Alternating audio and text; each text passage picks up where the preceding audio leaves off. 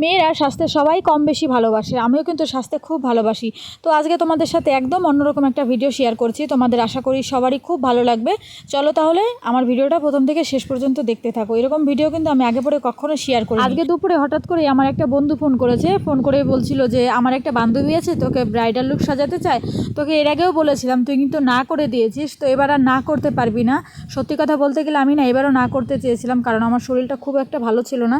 তারপরে ও এমনভাবে বললো, আমি আর না করতে পারলাম না। তো দেখো দিদিভাইটা কিন্তু অলরেডি চলে এসেছে আমাকে সাজানোর জন্য। দিদিভাইটার কিন্তু নিজস্ব পার্লার আছে আমাদের নদিয়ার বেথরডহরিতে। তোমরা যারা নদিয়ার মধ্যে রয়েছো, যদি ভাবো যে দিদিভাইটাকে দিয়ে সাজাবে, তাহলে অবশ্যই কমেন্ট করে জানাবে। দিদিভাইটা কিন্তু বাড়িতে গিয়েও সাজিয়ে দিয়ে আসে। আর যারা বেথুয়ার আশেপাশে রয়েছে তাদের তো কোনো ব্যাপারই নেই, মানে তোমরা গিয়েও সাজতে পারো, বাড়িতে নিয়েও সাজাতে পারো দিদিভাইটাকে। দিদিভাইটা কিন্তু খুব ভালো সাজায়। মেকআপ কিন্তু অলমোস্ট কমপ্লিট, এবার আমার হেয়ারটা করে নিচ্ছে। আর আজকে কারেন্টে এত জ্বালাচ্ছে কি বলবো, 10 মিনিট অন্তর অন্তর কারেন্ট চলে যাচ্ছে।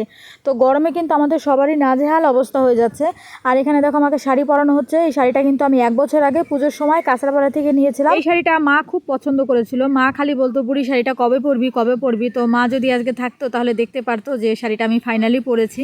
তো যাই হোক, এই শাড়িটা কিন্তু আমাকে আমার উনি দিয়েছে। তো শাড়িটা তোমাদের কেমন লাগলো অবশ্যই কিন্তু কমেন্ট করে জানাবে। দেখো সাজানো আর সাজা দুটোই কিন্তু একটা ধৈর্যের কাজ। তো দিদিভাইটা কিন্তু অনেক ধৈর্য নিয়ে আমাকে সাজালো, আর আমিও কিন্তু লক্ষ্মী মেয়ের মতো ধৈর্য ধরে বসে থেকে সাজলাম। তো দেখো এখানে কিন্তু মোটামুটি সবই কমপ্লিট। তো তোমাদের একটা কথা বলি, আমি না সবসময় ভাবতাম যে আমি ব্রাইডাল লুক সাজবো, কিন্তু বিয়ের আগে কখনো সিঁদুর পরবো না, শাখা পরে মানে রিসেপশন যে সাজটা হয় সেটা করব না। কিন্তু দিদিভাইটা আমাকে এমনভাবে জোর করলো, আমি না করেও পারলাম না। আর এগুলো কিন্তু সবই ফলস, সিঁদুরটাও অরিজিনাল নয়, শাখাগুলোও কিন্তু অরিজিনাল নয়, ওগুলো কিন্তু চুরি।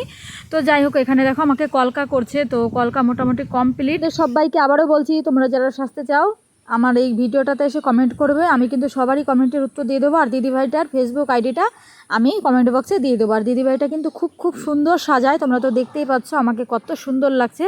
তো যাই হোক, চলো তাহলে ভিডিওটা আজকের মধ্যে এখানে শেষ করছি। তোমরা সবাই ভালো থেকো, সুস্থ থেকো, দেখা হবে নতুন আরেকটি ভিডিওর সাথে। আর এই সুন্দর করে সাজুগুজু করে আমি কিন্তু অনেক রিলস ভিডিও বানিয়েছি, আমার ইনস্টাগ্রামে আছে, দেখতে পাবে তোমরা।